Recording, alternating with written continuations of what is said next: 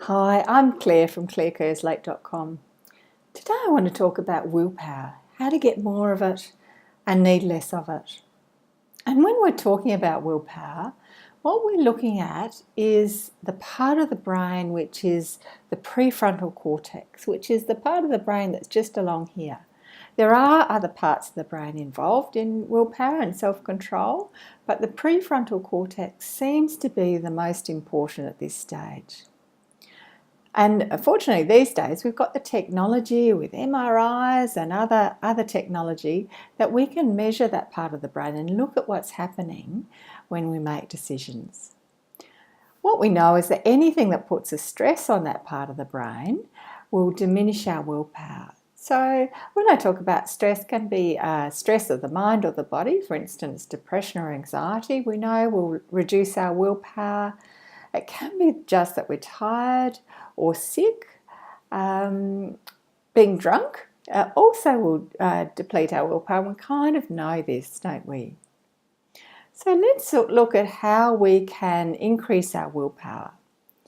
So the first thing is to develop an awareness around when we give in to impulses.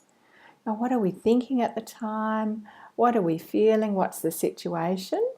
What contributed to that? And then we can work around that and see, okay, how we can increase the willpower and reduce the impact of lowering willpower. Because what happens is willpower is a little bit like a muscle.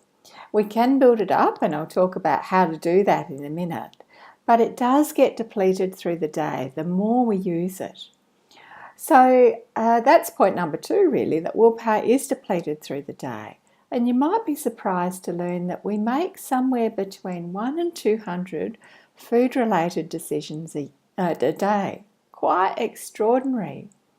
And that's why supermarkets have lollies at the checkout, because they know that our willpower's been depleted. We've been going around the supermarket, we've made a million decisions. Many people don't enjoy shopping. I certainly don't like it at all. And if you've got kids, it can be really stressful as well. We get to the checkout and our willpower is depleted. So that's why they put those lollies at the checkout, to take advantage of that. And what studies have shown is that they put healthy items at the checkout, they'll actually sell more of those. So something to be aware of.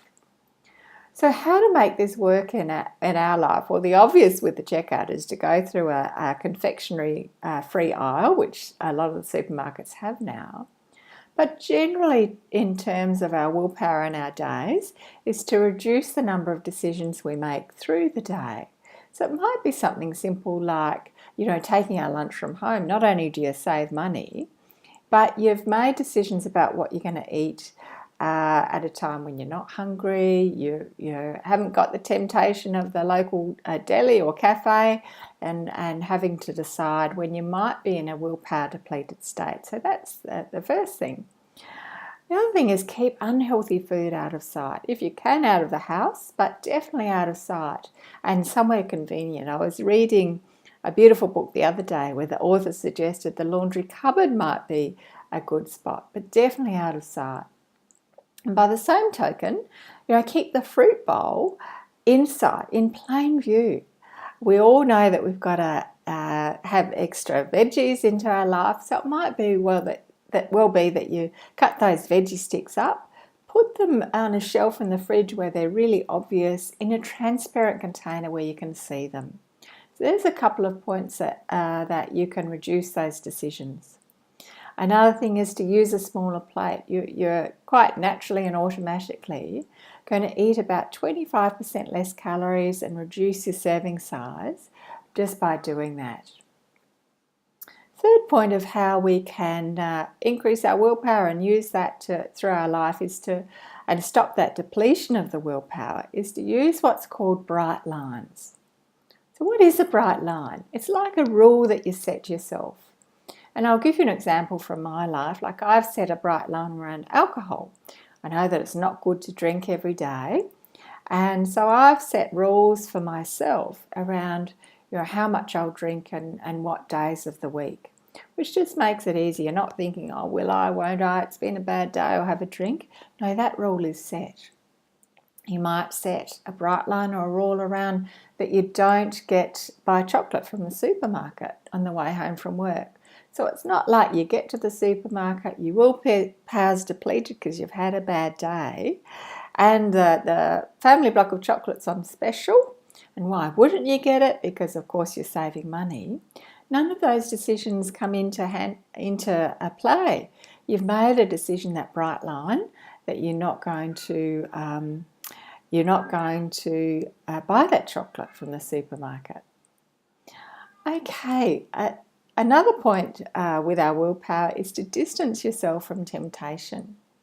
And that works a little bit for putting that unhealthy food out of sight. But when we're tempted by something, it's really what they call red hot. And our motivation for being healthy is cooled off. So we need to lower the temperature of that temptation, not make it quite so tempting, and get back in touch with our motivation. So it might be that you physically distance yourself from the temptation, and that really works. It's very helpful. Give yourself some time. So give yourself 10 minutes. Distract yourself with something else. And in that time, get in touch with your why. Why you're making those healthy changes. Rekindle that motivation. Can be really helpful. Ask yourself too, a really helpful question is, what is it I really need? So often it's not that tempting thing, often item of food, unhealthy food. It can be something really quite simple, such as time to yourself or a cuppa and put your feet up. I want to talk now about how to increase your motivation. We know that willpower gets depleted through the day, but like a muscle, you can increase your willpower. So what's a few things that can do that? One is to get more sleep. We've talked about how reducing your sleep and being sleep deprived will reduce your willpower. I've read recently that Americans are getting about 2 hours less sleep a day than they were back in 1960. And some researchers think that this is tied to our increasing waistline. So probably more research is needed, but it's an interesting correlation there, isn't it? A meditation, as a mindfulness meditation teacher, I'm absolutely passionate about meditation. But one of the side effects, if you like, of meditation is that it increases our willpower. It builds up that prefrontal cortex at the front of our brains and increases our willpower. Quite amazing that something that could make us feel so good would be good at something like improve our willpower.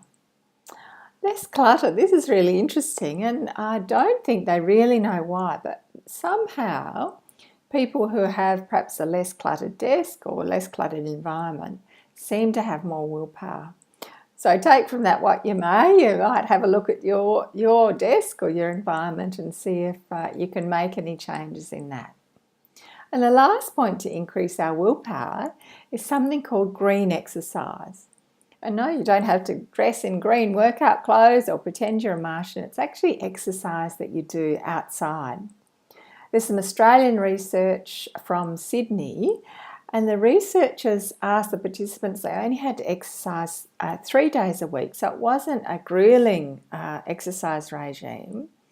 And they found that just automatically, without even being asked to, the participants made changes in other areas of their life. They reduced their smoking. They started saving more.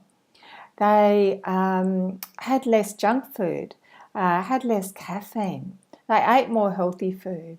They spent less time watching television. So a whole range of positive changes that came out of just that small amount of exercise outside.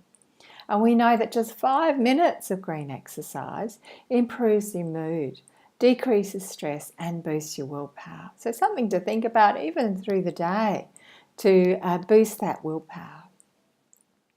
So there you have it. We've talked about diminishing willpower, how to work around that, and how to increase your willpower. If you're watching this on YouTube, I'd love you to subscribe to my channel and head on over to the blog, clairekerslake.com. Lots more articles there for you. Looking forward to touching base there.